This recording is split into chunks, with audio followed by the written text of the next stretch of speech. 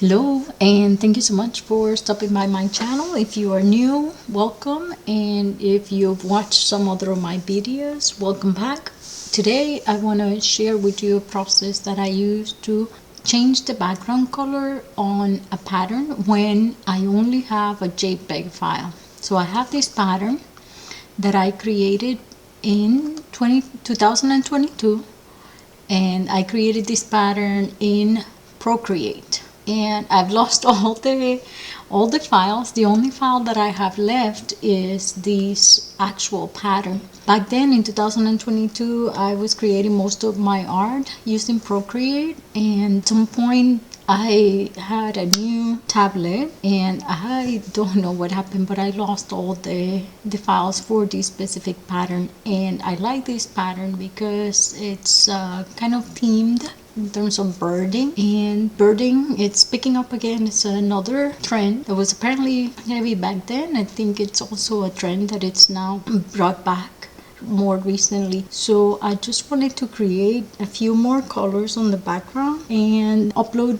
a few more variations of this pattern into Spoonflower. So the first thing, let's try to make a selection of the background and make sure that we can also improve a little bit on the contrast. So the first thing I want to do is to go ahead and create a rectangle completely over it, and then change the color all the way to black, and then close that. Then you go over to the layer, which is normal right now, and then just change it to color.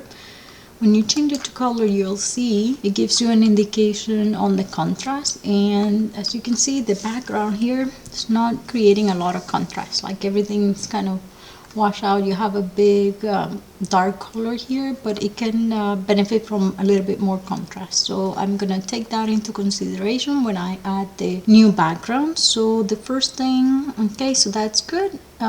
We'll use it later. Let's lock it and turn it up and go back to my actual pattern, and then let's go ahead and make a selection.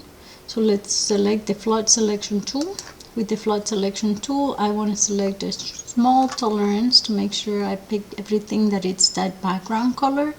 So let's keep it at 1%. Usually I use contiguous, but in this case I want to uncheck that because I have this part here under the belly of the little bird that I want to select as well. So let's try that now. Let's go ahead and make that selection. So just click on it, and it looks like I have a zoom in. I have a very good selection. I can improve here a little bit better. So in order to do that, I am going to go ahead and then change this here to my freehand selection tool, and then I want to add this little bit here to my selection. Okay, so now that looks good. I think I can do a little bit. Hit shift when you have the selection tool. If you're in the desktop, this is Affinity V3. So I am in the desktop right now, and if you can hit shift, you can add to your selection. So let's add a little bit here, and let's add a little bit more here. And I want to deselect this area here in the bird. So let's go ahead and hit Alt. If you hit Alt, it gives you that minus, and then you can unselect that section. And let's keep looking at this and see what else you can see. You may have to do it in several places because I only have this JPEG file. I don't want to do that one, so undo. Because I only have this JPEG file. If I had the original, I would definitely it would be much easier, and I would definitely work on a different layout. But all I have is this JPEG file, and I am glad that it's large size so that I can actually use it for this type of changes that I want to do. So nothing here at the top is fine. I have a few birds that I need to clean up. So I think that's the challenge, right? When you don't have the actual file and you have these little, only have the JPEG file, but I think that it's doable, and that's what I'm trying to show you. We just need to work a little bit faster and make sure that I grab all these little pieces of my birds.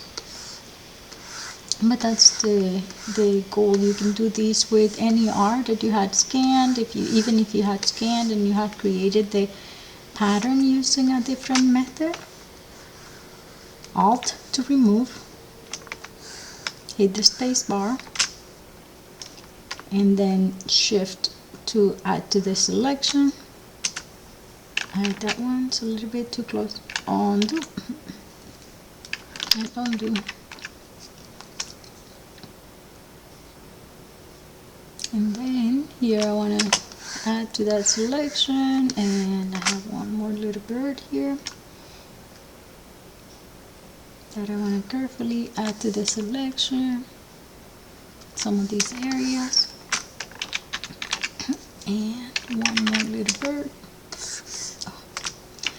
Alt to remove and Shift to add. I think I said it. Alt select to remove from that selection, and Shift to add. Okay, and then here again Shift so that I can add this section here to the overall selection. Alt to remove this section from my pattern. Shift, hit Shift to make sure you can add, so you'll see the little plus sign, and the same thing, Alt to remove and Shift so that I can add these to the selection. Okay, now I have one more in my pattern. Okay, so now I have a very good selection that I can use for more close selection. So I want to make it a little bit closer. So one way that we can see, I even skip one of these. So let's do that. Let's go back to the selection tool, Shift to add to the selection. I missed that one when in the original selection. So, and apparently I missed this one too on the original selection, but it's good for learning, for learning purposes. And then these areas here, but the main spaces, the main areas are fine. Okay, so now what I want to do is kind of refine the selection a little bit. So I'm going to go here to pixel, and then here in pixel selection, and then I want to kind of go to grow and shrink this selection, and I want to see, let's focus here. I want to, let's try 1 pixel at a time. If I grow the selection, it's going to get closer, tighter to the actual design. So let's go hit apply. Let's take a look. So that's better. It's a little bit closer to the selection. So let's undo that. And now that I'm very zoomed in, and see. So let's undo. See the lines.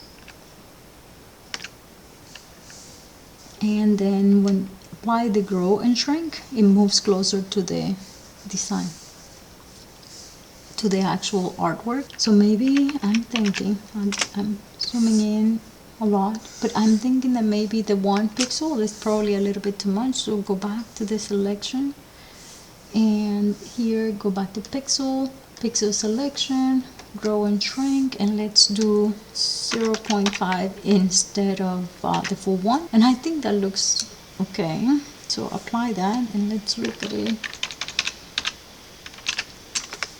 So I like that selection a little bit better. It fixes some of the areas. So let's create a new pixel layer, and then with that selection in place, let's go select this flood fill tool, and with the selection in place and selecting the new pixel layer, just hit anywhere in there, and we have the background. Okay, so that's version number 1. And then let's do version number 2 with the selection in place. Let's go ahead and add a master layer. Okay, so now with the layer mask, I can go ahead and add an adjustment, and I prefer hue, saturation, and alignment. You can use also the recolor or levels, white balance, any of it will work. So let's try hue, saturation, and alignment, and it's something like this, and a little bit more saturated for contrast and just a little bit darker. And that was one of the options, and that worked out for us, and it created the mask and it created the color on a separate mask. So now I can add another adjustment, or I can just duplicate the layers. So I'm going to duplicate the layers, so I'm gonna go ahead and control deselect. I have everything that I need, and then let's hide this mask under the original design.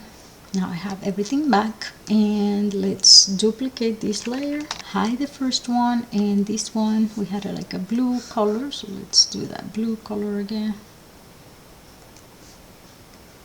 A little bit saturated, a little bit darker. Yeah, something like that.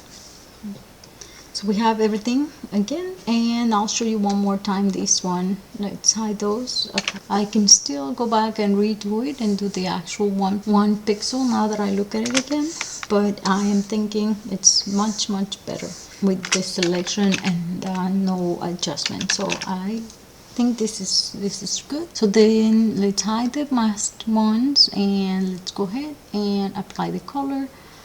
This color is interesting, and then let's duplicate it, hide the original one, and then in this second one, duplicated background, let's go ahead and add an effect, create color overlay, and let's go pick pink. Yep. Close this, and now I have 4 different backgrounds that I can use. 2 of them I used just using the pixel layer, and 2 of those I have using the mask layer and adjustment layer. So this is what I would do if this is exactly what I do if I don't have the original files anymore, or I have artwork that it's being done analog and I need to change colors and background colors and make some changes to my artwork. So I hope this is helpful, and that you learned something new, and that you can use this for your artwork and your design. Thank you so much for stopping by, and have a great day. Bye bye.